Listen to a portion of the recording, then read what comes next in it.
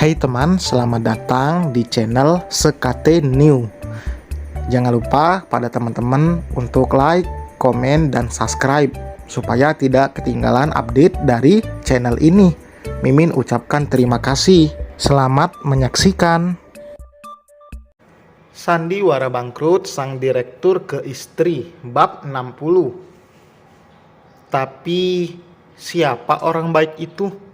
Biar bagaimanapun Adrian harus mengetahui itu supaya bisa membalasnya lain waktu. Mungkin untuk saat ini Adrian tidak bisa menemukan orang berhati malaikat tadi. Ia akan fokus dengan kesembuhan Mairo lebih dulu. Urusan lain akan ia tangani setelah ini selesai. Adrian kembali melangkah menghampiri tempat Mairo berbaring.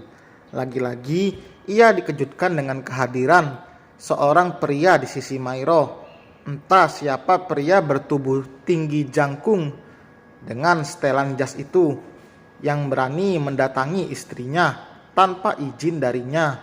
Posisinya membelakangi sehingga belum bisa Adrian lihat dengan jelas.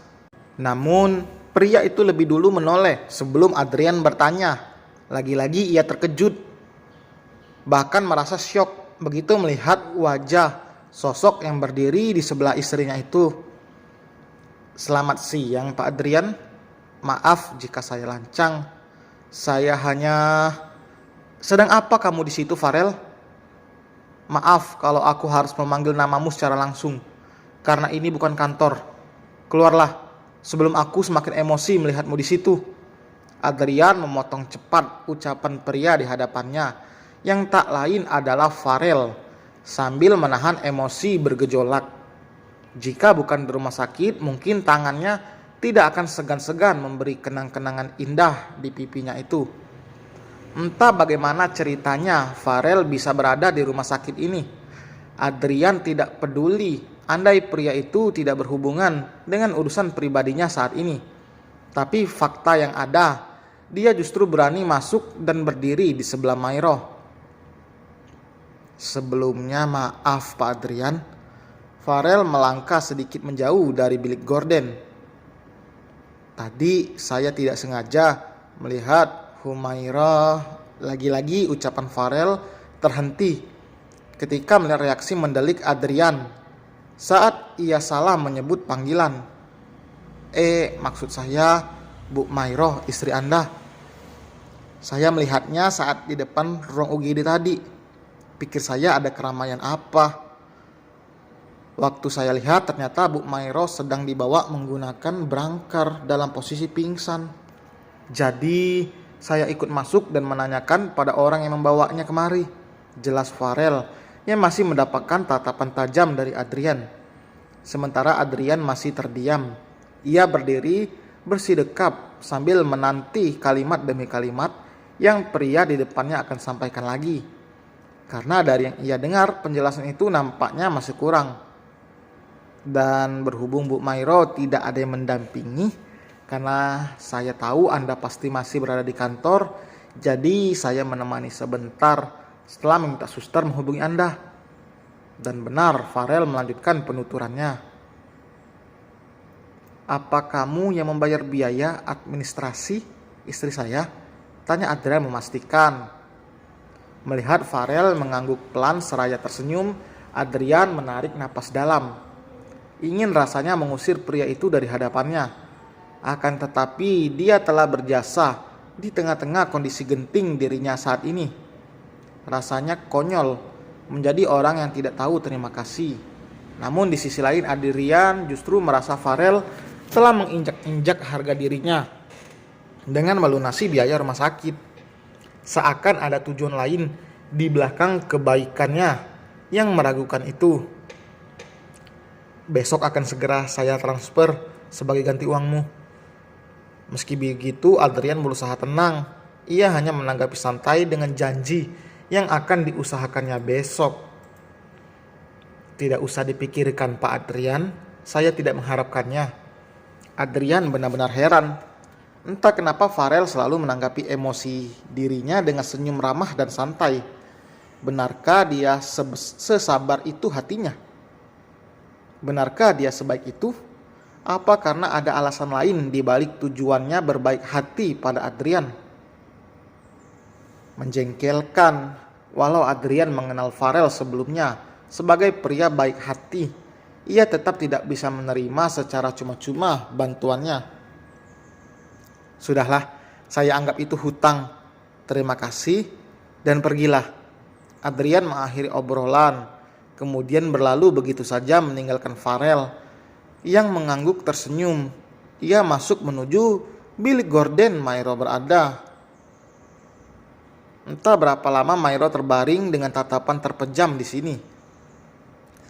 Sampai hampir 1 jam Adrian datang, sang istri belum terbangun. Sang istri belum terbangun, dia masih asik menikmati tidurnya.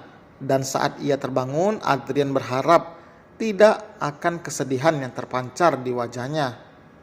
Adrian mengecup kening Mairo perlahan, kemudian mengusapnya beberapa kali. Cepatlah bangun sayang, kamu pasti akan pulih secepatnya, lirih Adrian sambil menatap wajah sang istri. Di tengah kesendirian Adrian dalam menunggu Mairo sadar, Axel dan Veronica datang untuk menjenguk. Kabar kamu gimana Mas Adrian? Tanya Veronica setelah sampai tepat di depan Axel.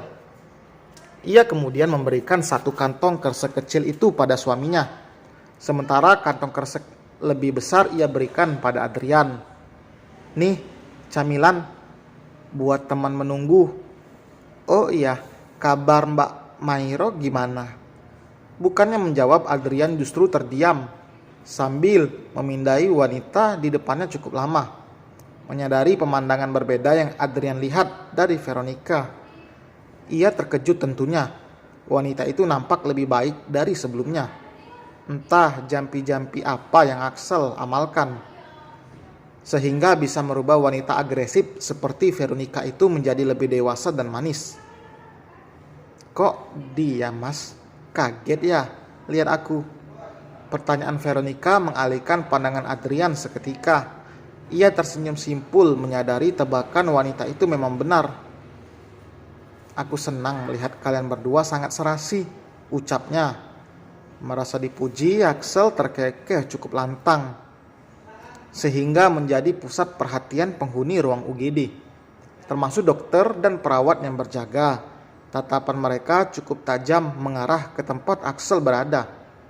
Sontak peringatan dari beberapa di antara mereka pun datang beriringan.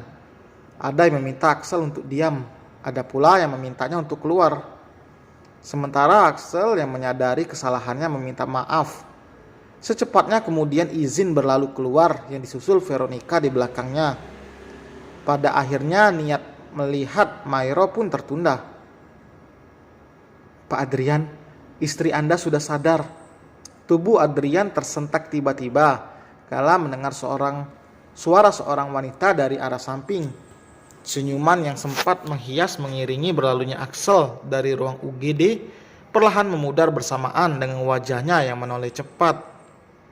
Iya sus, saut Adrian segera bangkit dan melangkah cepat menghampiri Mairo.